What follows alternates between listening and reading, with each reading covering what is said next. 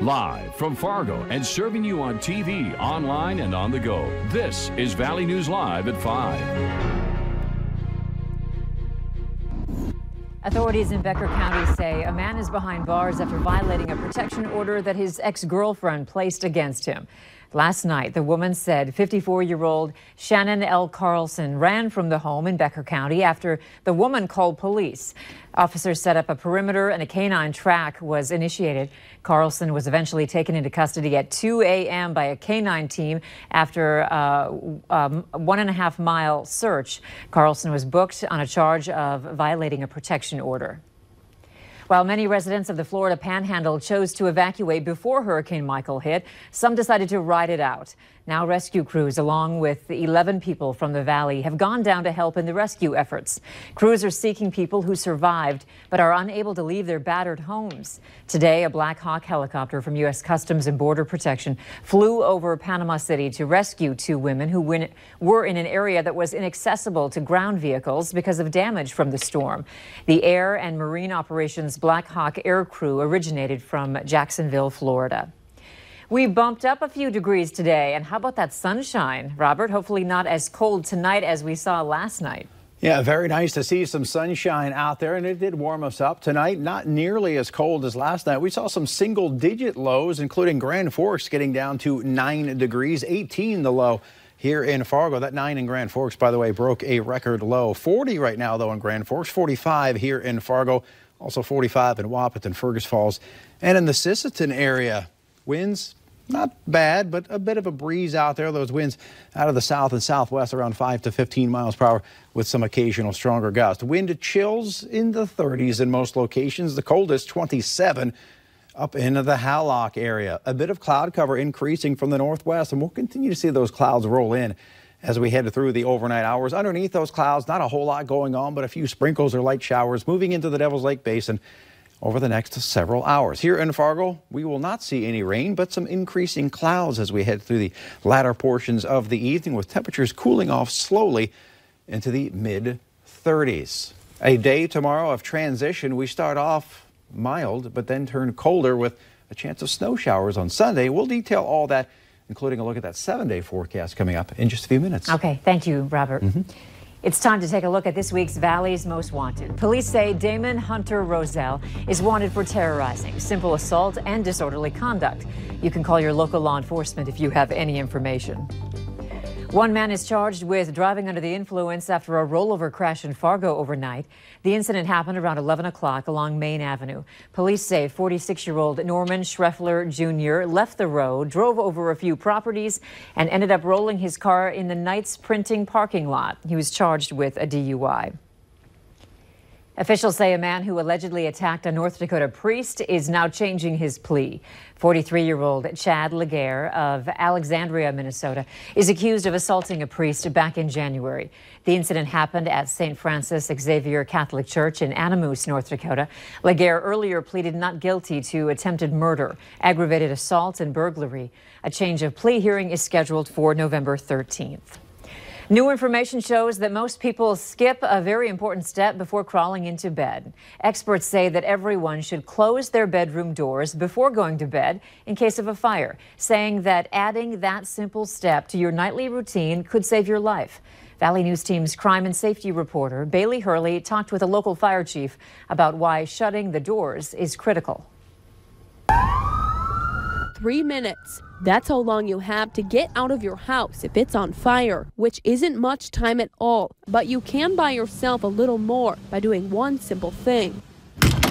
We've found about a 900-degree difference between the outside of a closed door and an area that's on fire, and then the fire or the room that's not involved in fire.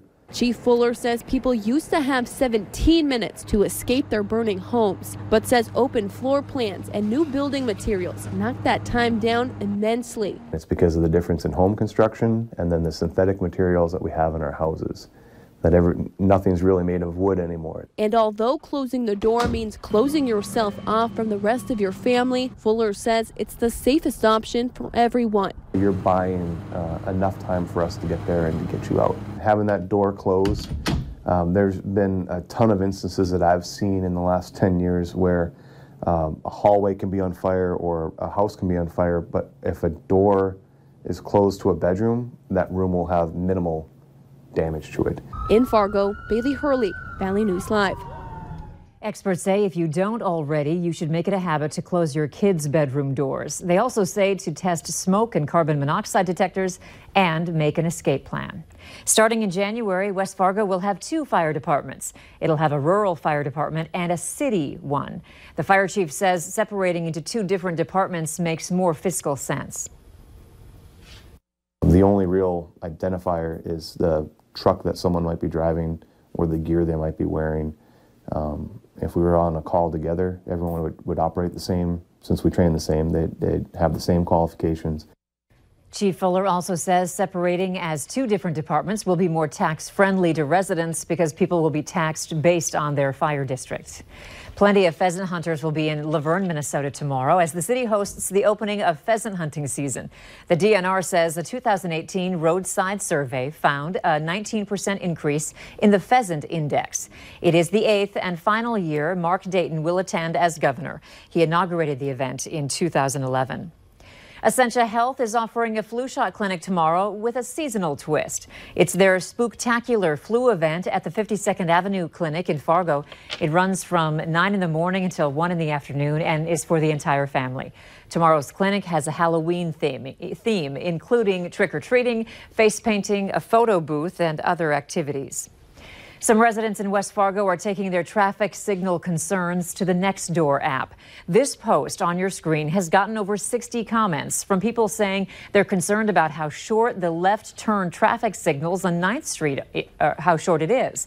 The Public Works Director says on the 13th and 9th intersection, the left turn lane gets a 5-second minimum green time and a 3.5-second yellow time. He also says the traffic lights operate from a central control software, which times when lights turn green and when they turn red.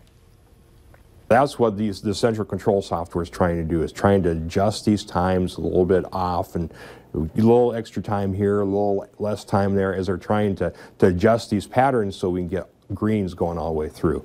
But when you get some of our peak hours with all the roads closed, it just breaks down and there's really not much you can do to improve it. Baumgart says the city is trying to minimize delays at intersections in West Fargo. Facebook is now saying only 30 million users were actually victims of an enormous data breach as compared to the original estimate of nearly 50 million. This was the hack from 2 weeks ago when the company said a security flaw in Facebook's View As features allowed hackers to potentially take over people's profiles. Still, about half of the people affected by the breach had their personal information exposed, including names, phone numbers, and emails. For the other 15 million, hackers got all that, plus details from their profile, including username, gender, location, religion, hometown, birth date, work, the last 10 places they checked into, people and pages they follow, and more. Facebook says it has published a web page where users can check if their accounts were compromised. The company said the breach is currently being investigated by the FBI. In the last week, Mother Nature has proven to be a force from snow to a hurricane. But the storm that brought heavy winds and rain to Duluth, Minnesota, also brought one family a treasure they thought they lost decades ago. Briggs LaSavage reports. With Lake Superior's ebb and flow, I love what nature can actually do. Things come and things go. You just kind of gain a certain respect, for that animal out there. After 2 decades on Park Point, Paul Kellner knows that well. That lake was here first, and it just reminds us periodically, maybe a little bit more of a buffer zone, Maybe now a little too well. Well, we've always just kept it on the dunes as a plaything. He's talking about his family's blue canoe. Several years ago, it went missing. They thought maybe it washed away with the waves or even was stolen as it had been before. But as time went on, their memories faded. That's until Wednesday's storm, when Paul's son made quite the discovery. I think my son, Owen Kellner, was intrigued to go down and just see what the new shoreline was going to look like. So as he runs down there, he comes back with the story that the blue canoe's back.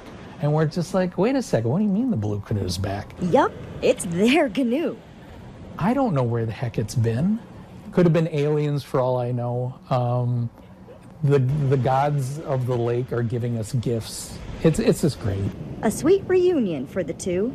We certainly have a new appreciation for the canoe. Thankfully, he says, this beast only borrowed their something blue. And every time somebody will get in it, we'll tell the tale of it reappearing. And that's kind of a fun, neat story. It certainly is. The canoe was not heavily damaged, only a few scrapes on the bottom, holding no clues as to where it's been all this time. Paul says he's not sure if it's a coincidence or evidence of our Great Lakes power.